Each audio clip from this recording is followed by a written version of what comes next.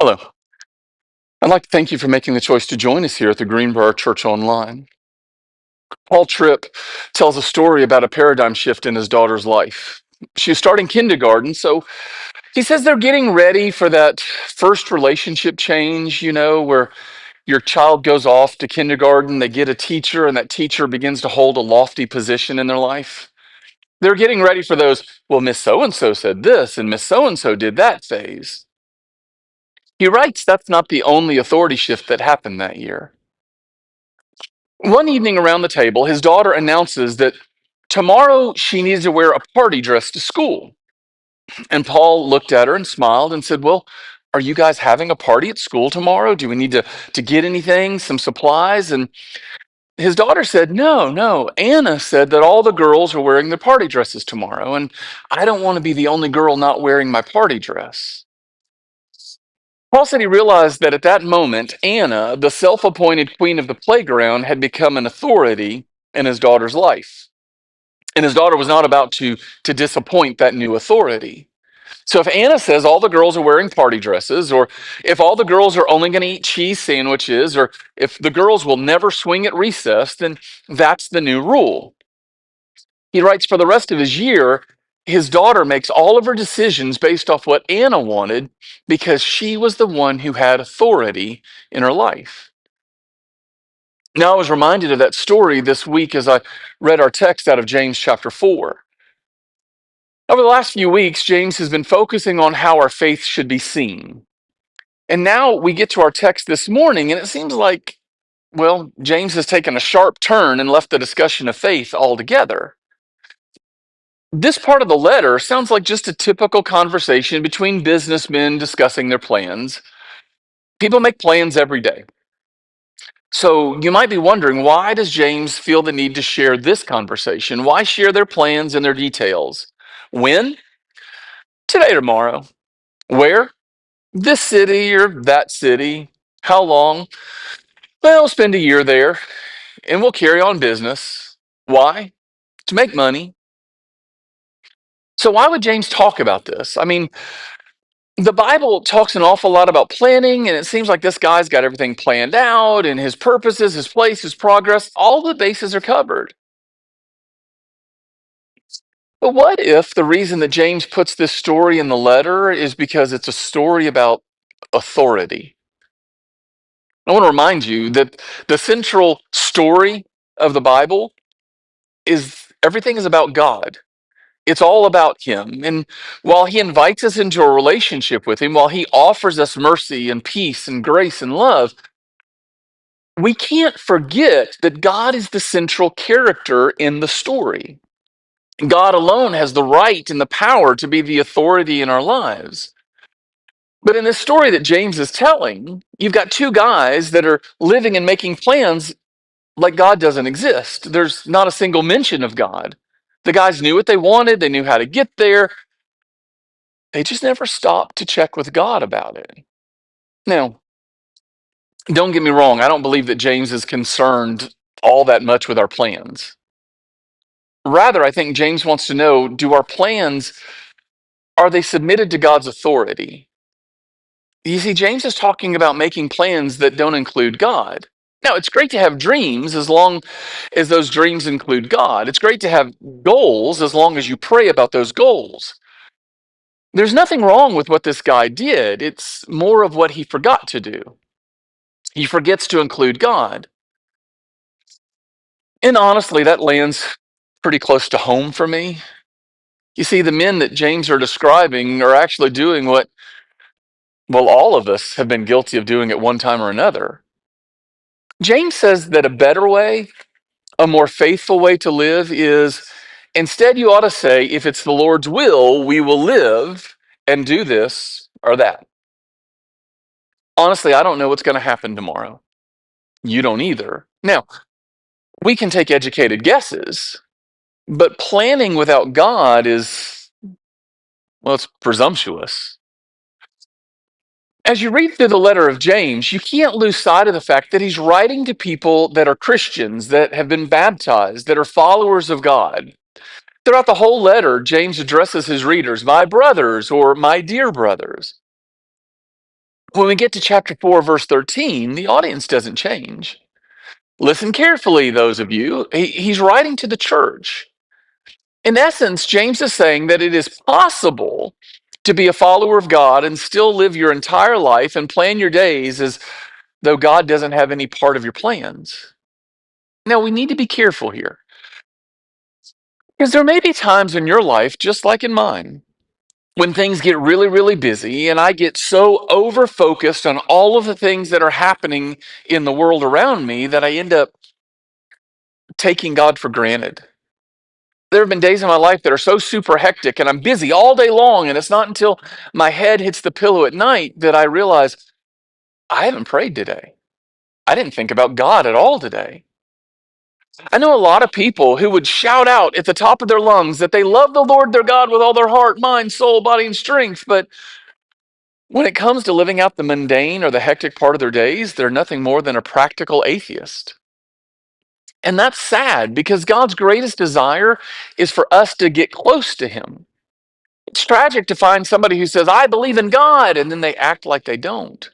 They just go off and make a whole bunch of plans as if their life only depends on their talents and their abilities.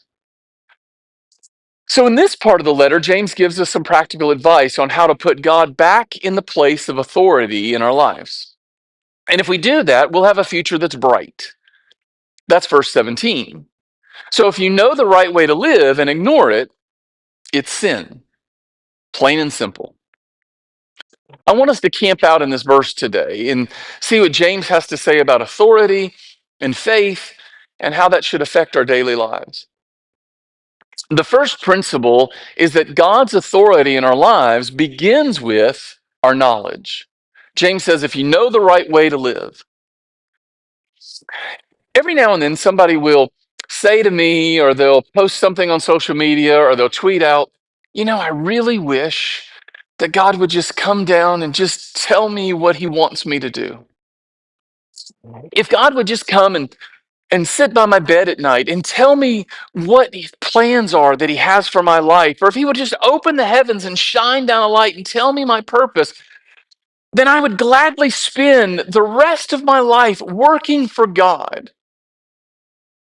And that sounds really religious, but that's a cop out. Because the truth is, God has already revealed His will for our lives. We're just not really excited about doing what He's called us to do. I think all of us have struggled with the direction of our lives because we are longing for a singular moment where we can make a huge sacrifice and go out in a blaze of glory. We want the meaning, we want the purpose of our life to be one big act that we can do and be done with.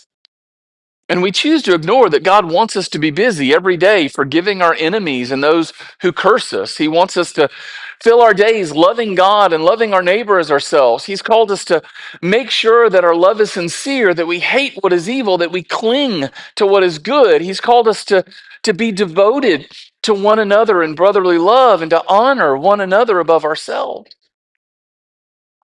The truth is, God has already told us exactly what He wants from our lives. Just more often than not, because it's not some big one and done flashy event, we just kind of ignore Him and we refuse to do what He's called us to do. Can we be honest and admit that just because we know the right thing to do doesn't mean that we're going to go through with it? I mean, usually when we talk about following God, we like to talk about the things that we're not doing. It makes us feel better if we can define sin as something that we would never be involved in. We sin is murder and adultery and theft and on the list goes. And there are lots of different places where God does say, if you do this thing, you are outside of my will. There are so many things in the Bible that are black and white. And because they're black and white, I don't have to pray about them. I mean, honestly, I have never gone to God in prayer and said, God, I'm having trouble with my neighbor, and I'm just wondering, would it be in your will for me to murder them? I mean, I know it's just a one and done thing, and we've got some land in Alabama and some land in Mississippi, and I could go bury them and let the kudzu grow over the grave. Nobody would ever find the body. No, that's ridiculous. I don't pray about that. Because God has already answered that question. There are some things that we know that we don't do. Those are sins of commission. But in the text today, James is saying there's a completely different kind of sin. And that's the gray area. We call them sins of omission.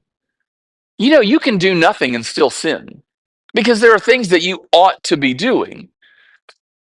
It's easy to come and sit in a building and say, oh, I'm a good Christian because of all of these things I don't do. And yet, James is reminding us that our faith is seen by what we do. Remember in Matthew 25, the parable of the sheep and the goats? Jesus calls all the people together and separates them out, the sheep on the right and the goats on the left. And he welcomes the sheep in, not because of the things they didn't do, but because they lived their lives living out their faith. You can do everything right and still forget about God. I think about the story in Luke 10 of the Good Samaritan. You know, you got the lawyer who wants to justify himself, he wants to muddy up the water. He knew that he kept all the law, and he knew that he was supposed to love his neighbor as himself. That's all black and white. But he needs to gray the area up when he asks the question, well, who exactly is my neighbor? That leads us to this second principle. You see, God's authority requires action. We need to apply what we know. You know the right way to live and ignore it, James says. We're called to apply God's truth and his principles to every aspect of our lives. And I understand we all have this great desire that we want to compartmentalize. This is my family life, this is my work life, hobby life right here, church life right here. Yet God says all of this is life. And all of it needs to be lived under his authority. And sometimes that's really easy to do. But other times the water gets muddy. We get into these gray areas and we have to try to figure it out on our own. We forget that while God might not have said in Acts 30, verse 14, that we should buy this house on this street in this neighborhood, or we should go to this destination on a vacation, there are some principles that we can apply that include God and God's will into our plans. For example, God has given us principles of stewardship. He's called us to be good stewards of the gifts that he's given us. And so maybe purchasing this house over this house, this is being a better steward. Maybe instead of going on a 2-week road trip to visit every farmer's market in your state, a better time or use of your time would be salt and light and to go work at a homeless shelter. Now, I'm not saying there's anything wrong with going on a vacation. I'm not saying there's anything wrong with buying this house instead of buying this house. My fear is that there are times when we get so worried that there is only one right decision, when the truth is that there could be any number of good decisions. We could pick from a dozen different houses, and God would still be pleased with the decision that we're making. We could use our vacation time and honor God on a road trip just as well as out on the mission field. Far too often, we obsess over making the right decision, and we never think about how our decisions can honor God. So, the mustard seed that I want you to take with you this morning is that following God's will has much more to do with who you are becoming and how you are living than it does with specific decisions. If God is truly your authority, then you will become more and more like him every day. We want to make our decisions about our future based on specific individual choices. What job should I take? Who should I marry? What college should I attend? What city should I live in? But honestly, the vast majority of God's directives in his word has to do with who we are becoming. And that's what's important. The only way I can think of how to unwrap this is to look at it from a parent's perspective. Since God is our father, and I have the wonderful privilege of being the dad of 2 kids, let's just go back and look at some of the decisions they had to make. So, my boys, Trafton and Rylan, were forced to make the exact same decisions that are important for all teenage boys. They had to figure out what kind of job should they get. If they wanted to go out with their friends and spend money, well, they had to get a job to make money. So how do they make money? What is their job? So they were faced with a question. Where do I get a job? Now they had options. They could go get a job working in fast food.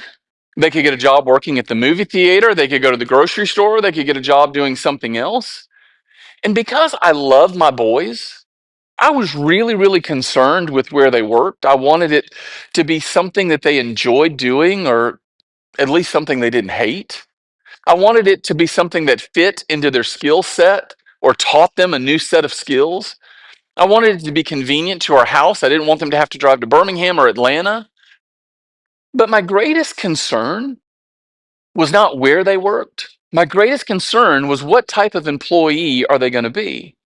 I was always more concerned that they approached their job with integrity, that they were a hard worker, that they were an example in their workplace, that they used that time and space to be salt and light. That was and still is far more important to me than the job that they hold.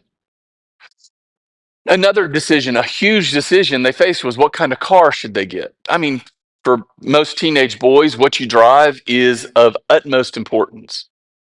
But I believe every parent understands this when I simply say it's far more important to me how they drive than what they drive. Another decision they had to face was who should they date? Not that they would ever come to me and ask my opinion or consult me on the girls that they were considering dating. But honestly, I am more concerned with how they date instead of who they date. I'm more concerned that they're respectful on a date, that they protect their date's honor and purity. That's more important than who they're going out with. I'm more concerned that they are the type of person that exhibits God's grace and compassion to the girl they choose to date than the actual girl. Because I believe if they act like the right person, they will attract the right girl.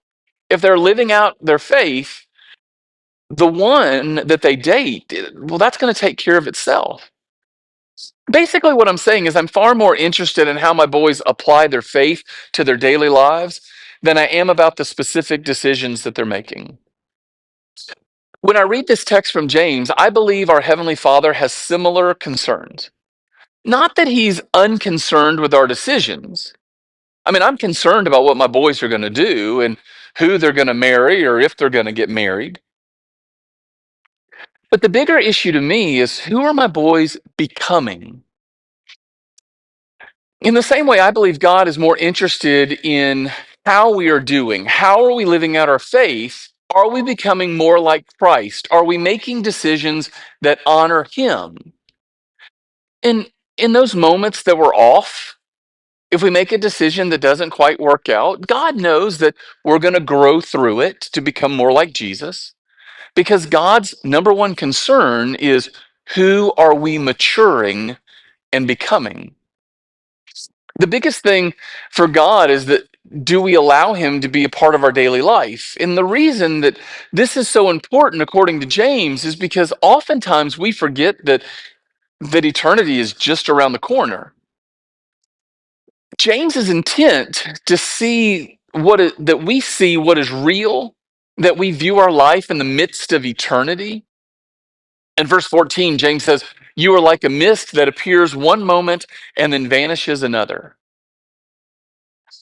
In my mind, it's kind of like a spray bottle. You know, you've used a spray bottle before. I don't have to explain to you what it is. You know that when you pull the trigger, you get this fine mist of liquid or water that just kind of hovers in the air. But how long does that mist stay in the air? It doesn't take long for that mist to start to fall to the ground and eventually it disappears. James says that in light of eternity, our life is like the mist that comes out of a spray bottle. It appears for just a moment, but in reality, it's just a small blip on the radar screen and then it disappears. That's why we have to make plans and live our lives on a daily basis in light of who God is and make our decisions based on how we can get closer to Him. James is reminding us that life is short, that eternity is real, and a life of faith is lived in this thought of eternity.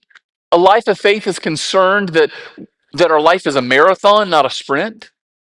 It doesn't make sense for a child of God to get so over focused on what is happening at this exact moment that we forget about the presence of God. As long as we live in a broken world, we're going to need to get close to God. I think that we should pray every single day, God, Father, I need you to walk with me, to be with me in the decisions that I make, to be with me as I meet and interact with other people. Father, be with me in every part, in every moment of my day.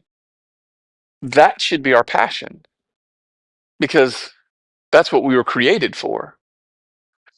And so this morning, I wonder about your calendar, the plans that you have for your future. Have you already gotten your calendar out and planned things out, marked your days, scheduled appointments? And then after you've got everything put on your calendar, you look at it and you pray, God, this is what I plan on doing. I really hope that you can join me in it. Because if that's what you're doing, that's nothing more than practical atheism. The person who acts like God doesn't exist when they're planning out their days is no different than the person who doesn't believe in God at all.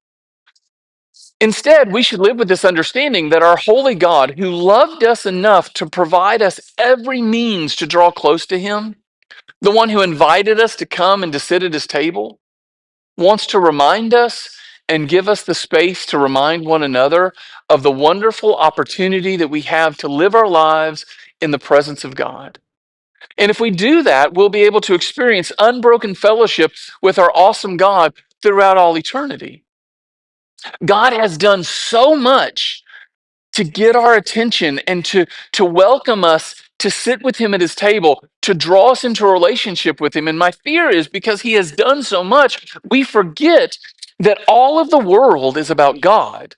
And we begin to think that all of the world is about me and about what I can accomplish and about what I can do.